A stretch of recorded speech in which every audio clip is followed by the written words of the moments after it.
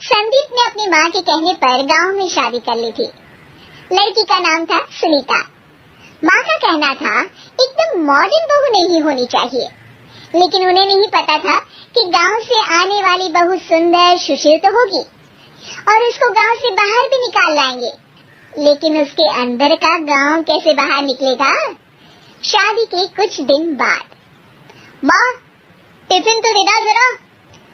बेटा अब तो स्कूल नहीं ऑफिस जाता है, माँ से नहीं अपनी बीवी से टिफिन मांगा कर।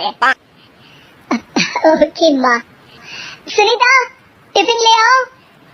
1 किलो टिफिन, इसके अंदर पिस्ता डाल दिया है। पिस्ता? पिस्ता क्यों? सास जी ने बोला था ना कि आपको पिस्ता बहुत पसंद है।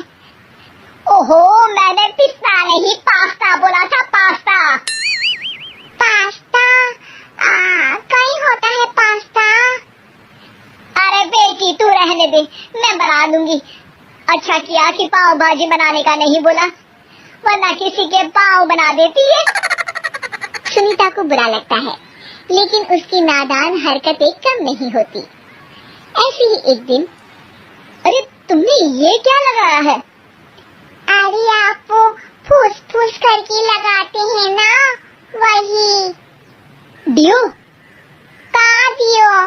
किसको दियो? अरे वही ना जिससे खुशबू आती है। हाँ सही पकड़े हैं। अच्छा लेकर तो आना। कौन सा दियो लगाया तुमने? अभी लेकर आते हैं जी। संदीप की बात मानकर सुनीता अंदर से खुशबू वाला फुसफुस लेकर आती है। OMG! OMG मतलब ओ माय गणेश ना। अरे OMG छोड़ो, और ये खुशबू वाला फुसफुस की बात कर रही थी तुम? हाँ इसी की, फिर से सही पकड़े हैं। अरे देवी, लेकिन आप सही नहीं पकड़े हैं, ये डियो नहीं है। डियो नहीं है तो क्या लियो है? अरे ये रूम फ्रेशनर है, जिसको कमरे में छिड़कते हैं, खुद पर नहीं। कोई बात नहीं, माँ कहती थी आत्मा किराएदार है, शरीर किराए का कर्म। हम शरीर पे ये डालिए तो क्या फर्क पड़ जाएगा। अरे बहू, ओ बहू, मेरे लिए फल तो ले आ, फिर मैं बाजार जाऊंगी। सुनीता अपनी सास के लिए फल लेकर आती है। अरे बेटा, पपीता, तरबूज और सेब फल ऐसे कैसे खा लूं? काट कर तो ले आ। माँ जी, मेरे गांव में तो खेत से उठा के सीधा खा लेते हैं। अरे ये तेरा गांव नहीं है ना। अरे संदीप, तू ही कुछ समझा देना इसको बेटा। मैं कैसे समझाऊं माँ, ये तो माइक्रोवेव को भी भट्टी बोलती है। कल मैंने बोला हाय कैसी हो, तो बोलती है किसी को हाय नहीं लगानी चाहिए। अरे सुनीता, तेरा क्या होगा? अभी तो कैसे बताऊं माँ जी, अभी हम कुछ करेंगे फिर पता चलेगा क्या होगा, लड़का या लड़की। हे भगवान, कहाँ से आ गई है? रामपुर से जी, आप ही तो लेकर आए थे मुझे। अरे मुझे माफ कर दो। पहले कोई गलती तो करिए जी, आपकी तो सारी गलती माफ कर देंगे हम। हाँ अरे बहू, मेरी बात सुन। फल यानी कि फ्रूट जब भी लाए ना तो काट कर लाना, ठीक है? जी ठीक है माँ जी, फल यानी फ्रूट यानी काट के लाऊंगी। सुनीता रोज ही कोई ऐसी हरकत कर देती जिसकी वजह से उसे घर में 2 बातें सुननी पड़ती। एक दिन, माँ मेरे बॉस घर पर आने वाले हैं शाम को, उनका बर्थडे है, फैमिली साथ नहीं रहती उनके, तो यही पार्टी कर लेंगे। उनको अच्छा लगा तो शायद मेरा प्रमोशन भी हो जाएगा।